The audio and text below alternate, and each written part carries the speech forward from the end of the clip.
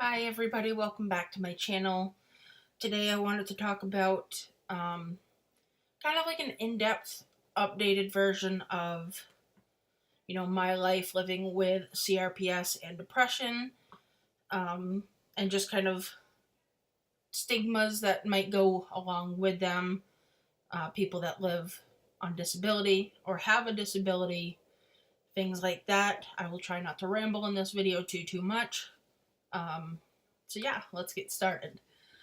So for me, I was growing up just kind of like a normal child, if you will. Grew up in like a normal household, having like an older brother, two parents, just kind of like the normal stuff. And I was like active. I would swim, I would ice skate, do things like that. And when I was about 15 or so, I would go ice skating in the wintertime, which is like a big thing here in New England.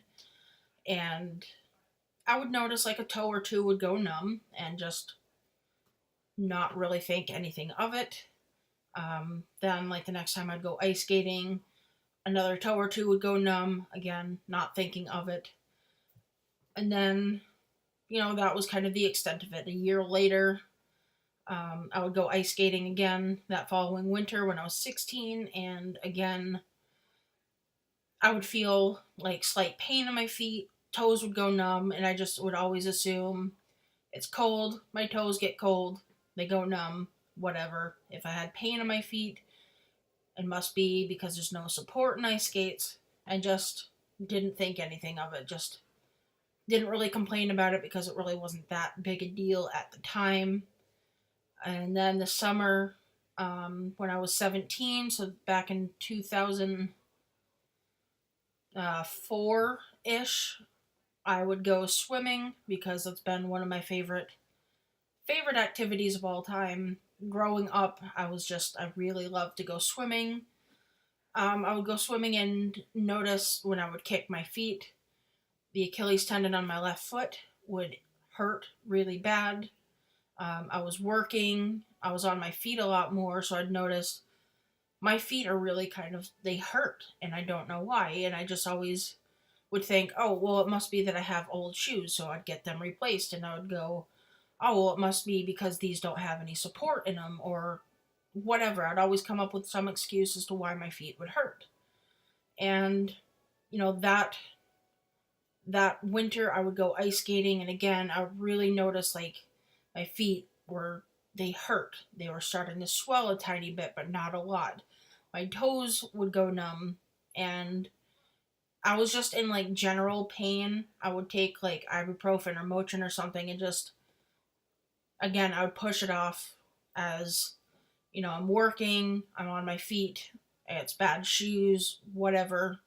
At that time, again, I was overweight, but not as overweight as I am now, and I would just kind of, it's extra weight.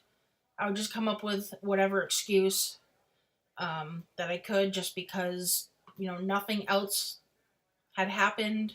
I didn't have any accidents or injuries or anything.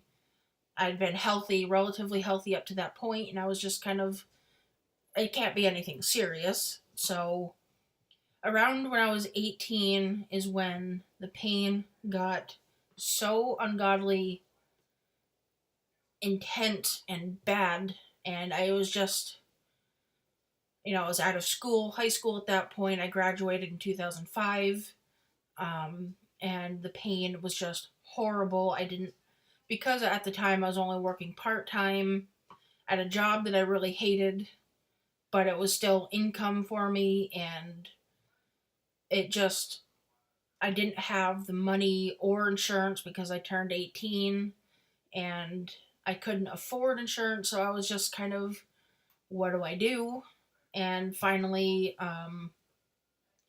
my job at that point had offered like an open enrollment to all employees to like get health care, and I picked what plan was best for me, and I paid through the nose for insurance, but it was still a way for me to go to a doctor and just kind of ask them, what what's happening? Why is this happening?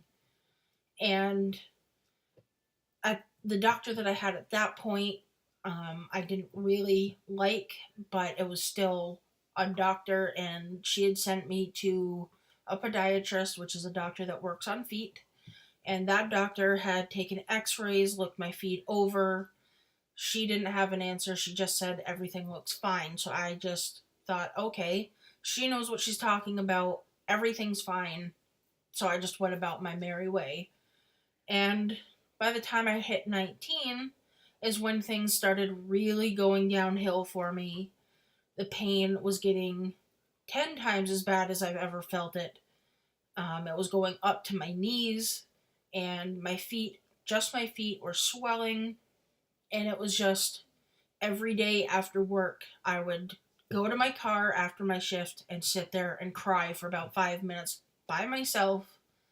And I had gone to my doctor again and said, look, something has to give. I need help. Please, I need answers as to why I'm in this much pain. Something's wrong, and I knew it. And she had sent me to an orthopedic surgeon who at that point had diagnosed me with CRPS, or complex regional pain syndrome. Some people call it CRPS, or RSD, which is the same thing. It's just I knew it as CRPS, and she had said, just to make sure that this is what you have, go to this other doctor who is like 2 hours away from where I am. She said, see what he says, and he had given me the second opinion of, yes, it's definitely CRPS. He at that point had given me a nuclear bone scan, which showed not only the bones but the nerves and everything in there, which showed that I literally had, sorry, it's just my phone going off. I had a bone scan, and it showed that I definitely did have CRPS, and I went back to my regular doctor to just kind of see where to go from there. She had given me one medication that kind of helped with anxiety. Well, it was more or less depression at that point, and to help maybe a little bit with the pain. Um, and I'd been on it for a few weeks, and I went to go back to her and say, like, I don't really see it doing much for anything for me. I would like to try the other medication that you had said might work. And it just started this whole downward down downward spiral of nothing but bad with her and her office help. And I switched over to another doctor, who was only literally like 30 seconds away from her office. And she was the sweetest woman. And she'd gone through all of my files and looked and said, this is definitely what you have. And I believe that you do have it. And I'm going to do everything I can to help you figure out what's the best way to help treat you. And that doctor is no longer in that office. She had transferred to another office far enough away where I couldn't be her patient anymore. But October of 2012, I had gotten a flare up really bad in my right hand, to the point where my fingers were like 4 times the size that they are now. And it was just horrible. I fought with my state to get on disability. I was denied the first 2 times. I had to get a lawyer, and he helped me win. It was finally, this April will be 3 years that I was actually approved, because I had to go to court for it. And I guess the whole thing that I'm trying to say here is find a doctor that you feel comfortable with, somebody that isn't like going to coddle you, but somebody that's going to actually listen to you, somebody that's going to believe you, somebody that's going to be like on your side through the whole thing.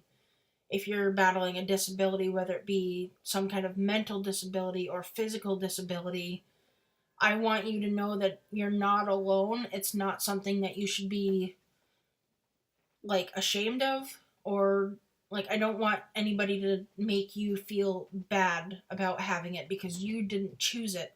Like, I didn't choose having the CRPS. I didn't choose to have the depression that came with it. It's not that I sit here every day and just do nothing and relax and go on like all these like big expensive vacations and stuff, and that's not the case. Like, I'm in pain every day. I take medicine every day. I have to take naps every day because I'm so tired from the pain and the meds and everything. And it's just, I want you to know that you're not alone. Please, please find a doctor that you feel comfortable with.